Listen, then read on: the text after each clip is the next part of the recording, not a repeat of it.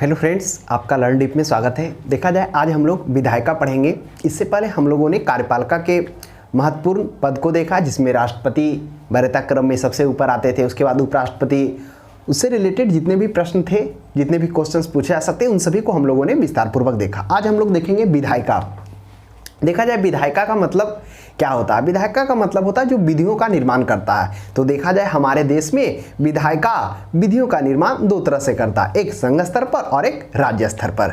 तो देखा जाए हमारा जो देश भारत है, भारत में क्या की गई, संघीय व्यवस्था का स्थापना की गई है। संघीय व्यवस्था का मतलब हो गया जिसमें क्या शक्तियों का बंटवारा किसके किसके बीच, केंद्र और राज्य के बीच के मध्य में हो, तो होता है संघीय व्यवस्था। जो हमारा संघीय व्यवस्था कहाँ से लिया गया, यह कनाडा से लिया गया है। तो ध्यान में रखेंगे। तो जो विधायिका है, विधि बनाने का निर्माण विधायिका के द्वारा किया जाता है और उस विधि के अनुसरण के लिए कार्यपालिका की नियुक्ति की गई कि उसको किस प्रकार से शासन करवाना है। तो विधायिका देखा जाए भारत स्तर में दो स्तर पर है विधायिका। एक है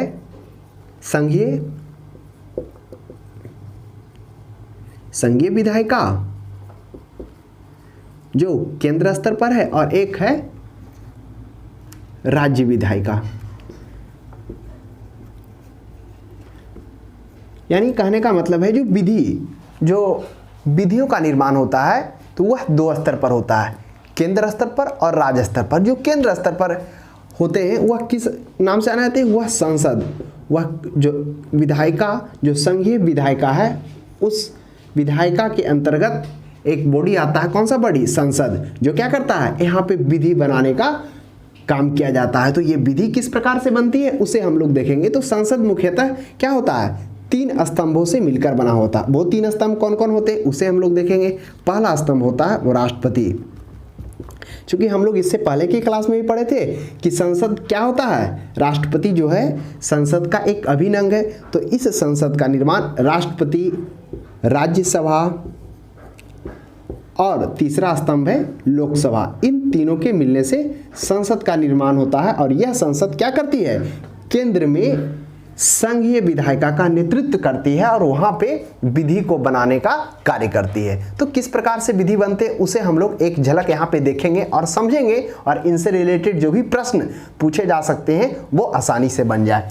तो संसद क्या होता है, संघीय स्तर की विधायिका है। और उसी प्रकार राज्य विधायिका है जो किस नाम से जानी जाती है, जहां पर विधि का निर्माण होता है। जो राज्य विधायिका होता है वह विधानमंडल के नाम से जानी जाती है। तो ये हो गया राज्य स्तर पर जो विधानमंडल के नाम से जाना जाता है। इस विधानमंडल में यहाँ पे क्या होता है, विधि का निर्माण होता है। तो जिस तरह से केंद्र में 3 स्तंभ है, ठीक उसी प्रकार विधानमंडल में भी जो राज्य स्तर पर विधि बनाने का निर्माण करते हैं उस बॉडी में भी 3 स्तंभ है। पहला राज्यपाल है, और दूसरा विधानसभा है, और तीसरा विधान परिषद है।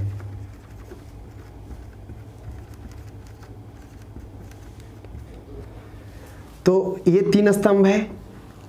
फर्स्ट राष्ट्रपति, इससे रिलेटेड जो राष्ट्रपति कार्यपालिका का भी सर्वप्रमुख है, वरीयता क्रम में भी सबसे ऊपर है। इनसे रिलेटेड जो भी प्रश्न बन सकते थे, जो भी महत्वपूर्ण बिंदु थे, उसे हम लोगों ने इससे पहले इस पर 3 टॉपिक लिया जा चुका है। कृपया उसे आप जाकर पहले देख लें। तो राष्ट्रपति के बारे में जो भी बात किया गया है उसको क्लास में ले लिया गया है इससे रिलेटेड। तो जो भी राष्ट्रपति नहीं देखे वो कृपया जाके पहले के क्लास को देख सकते हैं। और राज्यसभा, तो एक झलक देखेंगे कि क्या होता है आखिर संसद किस प्रकार से। तो राज्यसभा की बात की जाए तो राज्यसभा क्या होता है, वह राज्यों का नेतृत्व करता है। यानी इसमें क्या होते हैं, राज्यों के प्रतिनिधित्व करने वाले व्यक्तियों को मनोनीत कर, यहाँ पर मनोनीत नहीं बोलेंगे, उसको चुनकर लाया जाता है।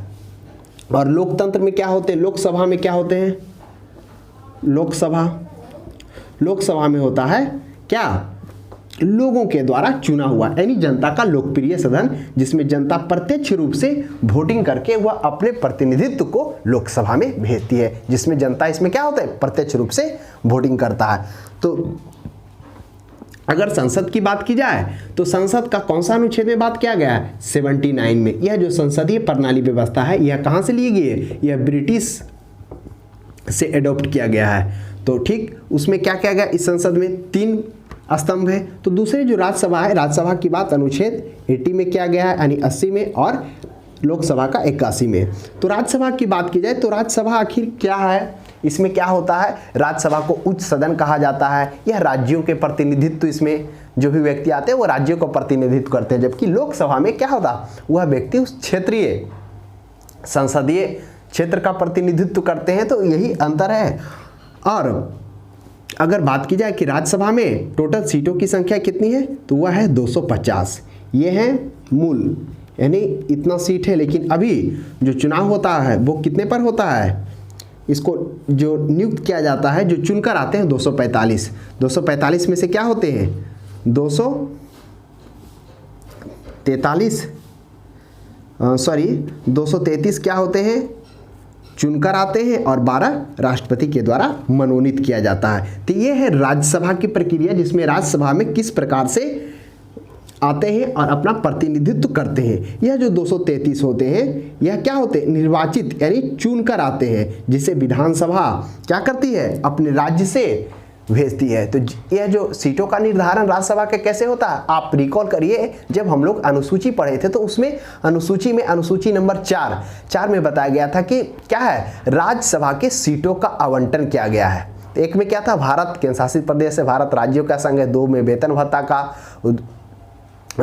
बात की गई थी, और 4 में क्या किया गया था? इससे रिलेटेड राज्यसभा की सीटों का आवंटन। तो इसमें क्या किया गया? यह किस प्रकार से आएंगे? जैसे बात की जाए, यूपी की जनसंख्या सर्वाधिक है तो यूपी से 31, और बिहार की जनसंख्या कम है तो 16 लिया गया। तो इस प्रकार से क्या है? जनसंख्या के आधार पर यह चीज को क्या किया गया है? सदस्य को यहाँ पे लाया गया है। तो यह जो जनसंख्या किस आधार पर लिया जाता है? अगर अभी वर्तमान की बात की जाए तो बहुत सारे ऐसे राज्य हैं जहां पर जनसंख्या बहुत ही ज़्यादा, तो वहाँ ज़्यादा होना चाहिए। तो यह जो आधार लिया गया है यह 1997, आप रिकॉल करिए, जब हम लोग राष्ट्रपति का क्लास किए थे तो उसमें भी इसकी चर्चा हुई थी। कहाँ हुई थी? मंत्रिपरिषद जो टोटल का 15% से अधिक मंत्रिपरिषद नहीं हो सकता, उसमें भी बात किया गया था कि यह जो लिया जाता है समान अनुपातिक प्रतिनिधित्व प्रणाली जो राष्ट्रपति में था, वहां पे भी किया गया था कि यह किस प्रकार से लिया जाता है। यह 1971 यानी 1971 के जनगणना के आधार पर क्या किया जाता है?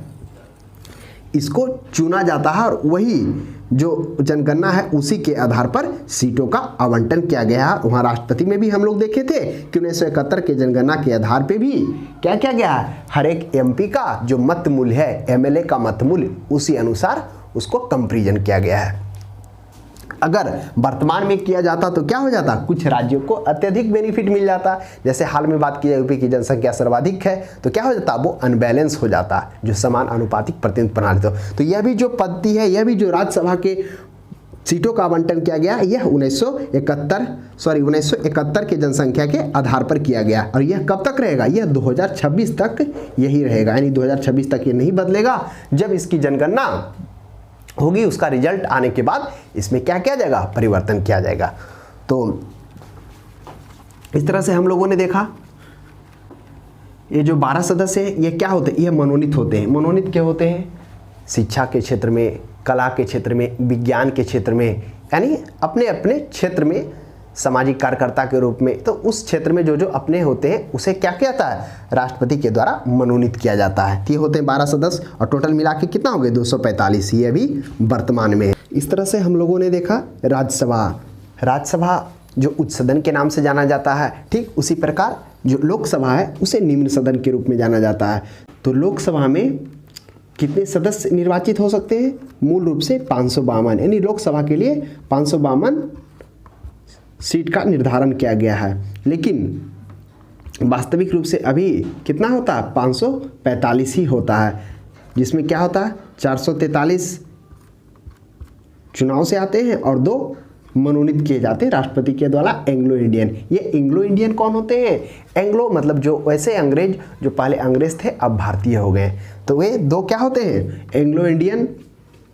और 543 से जो निर्वाचित करके जनता के द्वारा चुन करके भेजा जाता है। तो इस प्रकार से, और इस 543 में से बात की जाए तो 530 क्या होता है, यह राज्यों के द्वारा आते हैं, और जो इसमें 13 है यह क्या कहते हैं, यूनियन टेरिटरी के द्वारा आते हैं। तो 530 सीधे राज्यों के द्वारा निर्वाचित होकर आते हैं और 13 जो है यूनियन टेरिटरी। हालांकि जो यूनियन टेरिटरी है यानी जो संशासित क्षेत्र हैं उनके लिए क्या किया गया था, 20 सीट का निर्धारण किया गया था, लेकिन जनसंख्या कम होने के कारण यह क्या करते हैं, अपने 13 प्रतिनिधित्व को ही भेजते हैं। तो इस तरह से यह क्या होता है, टोटल 545 सदस्य लोकसभा के लिए चुने जाते हैं। तो लोकसभा जो क्या है, यानी वास्तविक रूप से यह एक जो है यह एक संसदीय क्षेत्र का नेतृत्व करता है और अत्यधिक शक्तिशाली के रूप में भी जाना जाता है। कैसे शक्तिशाली कह सकते हैं,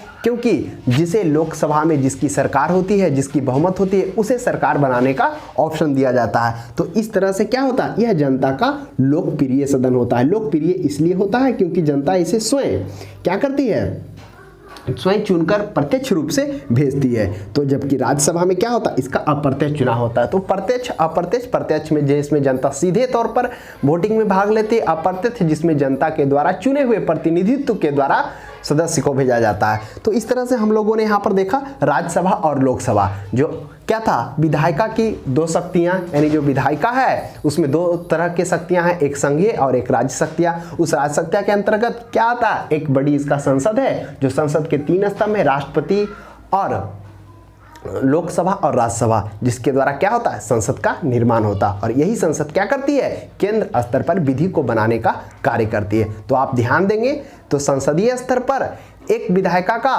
किया गया है निर्माण और एक राज्य स्तर पर, जो राज्य स्तर पर किया गया है उसे विधानमंडल करते हैं। तो हम लोग ऐसा पढ़ेंगे कि क्या हो, इससे एक भी प्रश्न छूटे नहीं। अब हम लोग यहाँ पर राज्यसभा के बारे में जाने, लोकसभा के बारे में जाने। अब इसका पार्टिकुलर रूप से क्लास भी होगा, यहाँ पर एक झलक था। अब हम लोग देखेंगे यहाँ पे राज्य विधायिका, इसमें क्या है, विधानमंडल आते हैं जो क्या करते हैं, राज्य स्तर पर कानून बनाने का कार्य करते हैं, विधि बनाने का कार्य करते हैं। तो विधानमंडल में कौन होता है, एक राज्यपाल होता है। जिस तरह केंद्र स्तर में संसद में राष्ट्रपति की अहम भूमिका होती है, उसी प्रकार राज्यपाल होता है, जिसका हम लोग पार्टिकुलर क्लास करेंगे। उसके बाद विधानसभा की बात की जाए, यह जो विधानसभा होता है, ठीक आप इसकी तुलना लोकसभा ऐसा कर सकते हैं। क्यों, क्योंकि विधानसभा में भी सीधे जो भी आते हैं प्रतिनिधित्व, वह जिसे जनता क्या करती है, डायरेक्ट वोट करके देती। और लोकसभा में भी जनता के द्वारा चुने हुए प्रतिनिधि आते हैं और विधानसभा में भी आते हैं। यहाँ भी क्या होते हैं, जिसकी बहुमत होती है किसमें, विधानसभा में, उसे सरकार बनाने का ऑप्शन दिया जाता है। और लोकसभा में भी जिसकी बहुमत होती है वो सरकार बनाते हैं। तो इस तरह से कह सकते हैं कि विधानसभा और लोकसभा दोनों क्या है, लगभग लगभग बराबर पद्धति ही है। अब यह जो विधानसभा में क्या होते हैं, विधानसभा में बात की जाए तो सबसे मैक्सिमम सीटों की बात की गई थी, इसमें 500 निर्धारित किया गया है और सबसे न्यूनतम 60 सीट का निर्धारण किया गया। लेकिन कुछ ऐसे अभी भी राज्य हैं जिनकी जनसंख्या कम होने के कारण उनमें सीटों की संख्या 60 से भी कम है। इसका एग्जाम्पल एक मणिपुर भी देखने को मिल सकता है। तो इस तरह से विधानसभा और विधान परिषद, तो बात की जाए विधान परिषद, यह क्या होता है, यह राज्यों पे डिपेंड करता है कि वह क्या कर सकता है, या तो विधान परिषद को रख सकता है या नहीं रख सकता है।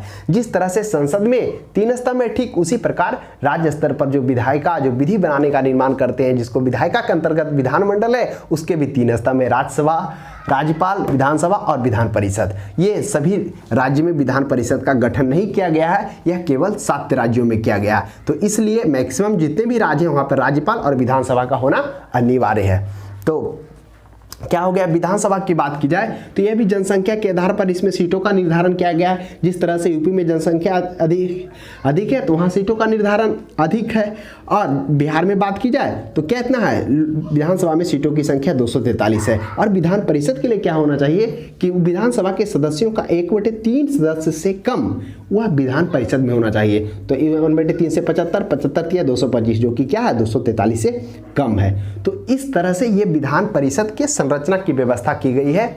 यह जो संरचना विधान परिषद किस प्रकार से गठन किया जाता है, यह क्या कर सकता है, विधानसभा एक विधेयक बिल लाकर 2/3 से पारित कर क्या कर सकता है, विधान परिषद को रख सकता है, अन्यथा नहीं रख सकता है।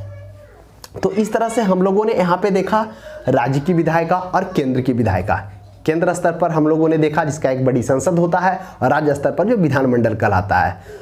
तो पार्टिकुलर रूप से हम लोग इसको एक अलग चैप्टर बाय चैप्टर करके क्या करेंगे, वहाँ भी पढ़ेंगे। तो समझने के लिए एक बार जरूरी था सबको एक संरचना में समझना।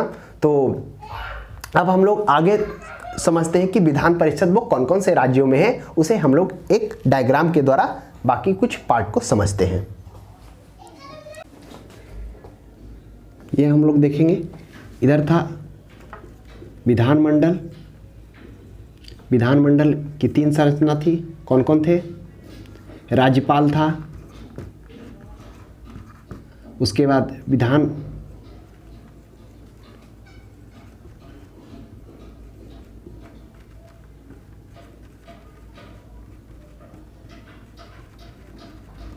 परिषद 7 राज्यों में थी। हम लोग देखेंगे किन किन राज्यों में विधान परिषद है। तो एक तो पहले था जम्मू कश्मीर में। अब जम्मू कश्मीर क्या हो चुका है, यह यूनियन टेरिटरी बन चुका है। लेकिन यूनियन टेरिटरी 2019 से पहले यह क्या था, इसमें विधान परिषद की व्यवस्था की गई थी, केंद्र शासित नहीं था, विधान परिषद की व्यवस्था थी इसमें। उसके बाद एक राज्य, यहाँ यूपी हो गया और बिहार हो गया। उसके बाद बात की जाए, ये हो गया महाराष्ट्र हो गया, और इसके नीचे हो गया कर्नाटक। उसके बाद इधर बात की जाए तो इधर हो गया तेलंगाना,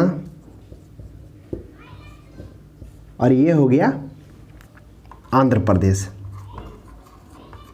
तो इस तरह से अब कितने राज्यों में रह गए, 7 नहीं, यहाँ पे होगा 6 राज्य, यानी जम्मू कश्मीर तो हट गया।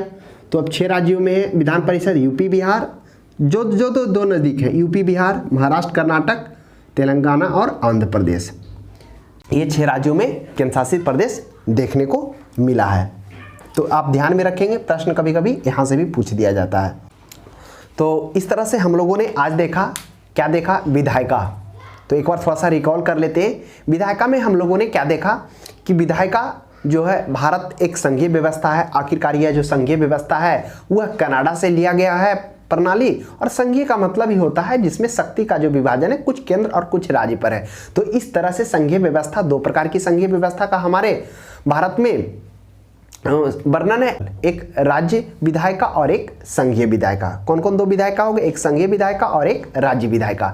संघीय विधायिका के अंतर्गत में आते हैं संसद, और यह जो संघीय व्यवस्था, संघीय विधायिका का जो बड़ी संसद है, इस संसद के अंतर्गत 3 स्तंभ है जो इस संसद को बनाते हैं। वो 3 स्तंभ कौन कौन है, राष्ट्रपति और राज्यसभा और लोकसभा, यह तीनों मिलकर क्या करते हैं, उस संसद को शक्ति प्रदान करते हैं। और संसद, ये जो शक्ति क्या होता है, विधि निर्माण करने का काम संसद करती है। और संसद किन के माध्यम से, वो 3 के माध्यम से, जिसमें राष्ट्रपति, राज्यसभा, लोकसभा, तीनों का इंपॉर्टेंट महत्व है, क्योंकि तीनों पर पारित होने के बाद भी कोई भी विधेयक का बिल पारित होता है। ठीक उसी प्रकार में एक व्यवस्था जो संघीय व्यवस्था की गई है, विधायिका की व्यवस्था, उसके ठीक दूसरे स्तर पर राज्यों के लिए राज्य विधायिका की व्यवस्था की गई। उस राज्य विधायिका का एक बड़ी विधानमंडल के रूप में जाना जाता है। वही विधानमंडल के 3 स्तंभ हैं जो क्या करते हैं, राज्य स्तर पर विधायिका विधियों को बनाने का निर्माण करते हैं। वो कौन कौन होते हैं, राज्यपाल, विधानसभा और विधान परिषद। तो जिस तरह से लोकसभा क्या होता है, जिसमें जनता प्रत्यक्ष रूप से अपना वोटिंग करके प्रतिनिधि को भेजती है और वह उसका क्या करते हैं, पार्टिसिपेट करते हैं वहाँ पर, ठीक उसी प्रकार विधानसभा में भी उसमें जनता स्वयं प्रत्यक्ष रूप से क्या करती है, चुनकर प्रतिनिधि को भेजती है, और वहाँ पर जाकर जिनकी बहुमत होती है, बहुमत की सरकार होती है, जिनका बहुमत होता है वो अपना सरकार बनाते हैं। तो इस तरह से हम लोगों ने यहाँ पर देखा कि किस तरह से राज्य स्तर पर विधानसभा और केंद्र स्तर पर लोकसभा, राज्य स्तर पर विधान परिषद और केंद्र स्तर पर राज्यसभा। देखा जाए विधान परिषद और राज्यसभा में थोड़ा अंतर है, क्योंकि जो विधान परिषद है वह क्या करती है, वह डिपेंड करता है विधान सभा पे या उस राज्य पे कि वो रख सकती है अन्यथा नहीं सकती है। लेकिन राज्यसभा बात की जाए तो वह क्या करता है, एक तरह से राज्यों का प्रतिनिधित्व करता है। लेकिन लोकसभा क्या है, वह संसदीय क्षेत्र का प्रतिनिधित्व करता है। तो ये कुछ खास अंतरे हैं। और राष्ट्रपति जो क्या है, वह कार्यपालिका का सबसे सर्वोच्च बॉडी। तो इस प्रकार से हम लोगों ने आज समझा और पार्टिकुलर रूप से सबका क्लास भी आएगा, उसे भी देखते रहिए। तो आज के लिए इतना ही, और इससे संबंधित जो भी प्रश्न बन सकते हैं उसे आप कृपया बना लीजिए। और धीरे धीरे हम ऑब्जेक्टिव क्वेश्चंस भी सबका डाल रहे हैं। जो से मॉडर्न हिस्ट्री का क्लास खत्म हो गया तो उसका भी टॉपिक वाइज ऑब्जेक्टिव ला रहे हैं, और जैसे ही वो खत्म होगा साथ में पॉलिटी का भी टॉपिक वाइज जैसे जैसे खत्म हुआ उसका ऑब्जेक्टिव क्वेश्चन आता जाएगा। तो आज के लिए इतना ही। हमारे वीडियो को देखने के लिए धन्यवाद।